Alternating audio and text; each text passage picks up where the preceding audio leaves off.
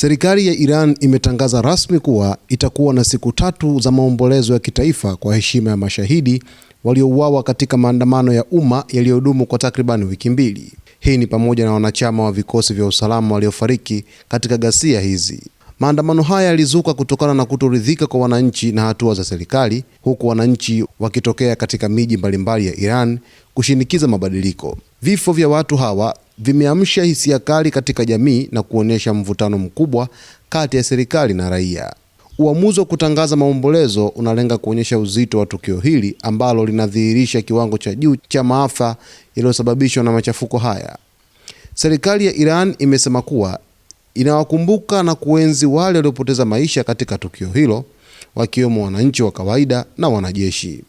Mataifa mengine pia yamejibu kwa kutoa wasiwasi kuhusu ukiukwaji wa haki za binadamu, huku jumuiya ya kimataifa ikiendelea kutoa shinikizo kwa serikali ya Iran kuhusu hatua zinazochukuliwa dhidi ya waandamanaji.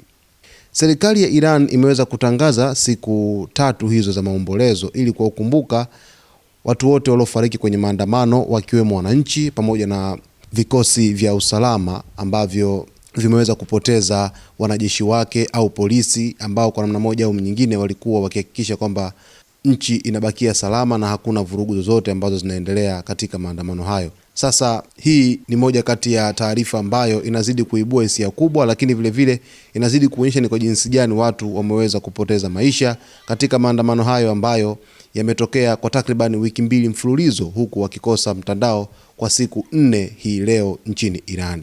Lakini hali nchini Irani bado si shwari sana kutokana na kile ambacho kinazidi kuweza kuonekana na kuripotiwa kwamba vifo vinaweza kufika zaidi ya watu 116 hadi hivi sasa, kutokana na uhalisia ambao umejawa na hofu nyingi, lakini vile vile kwa namna ambavyo vikosi vya usalama vilikuwa vikipambana na waandamanaji kwa kiasi kikubwa sana kwa kutumia nguvu ambazo hata rais wa Marekani Donald Trump alitishia kushambulia Irani endapo watu wangeuawa zaidi bila hatia.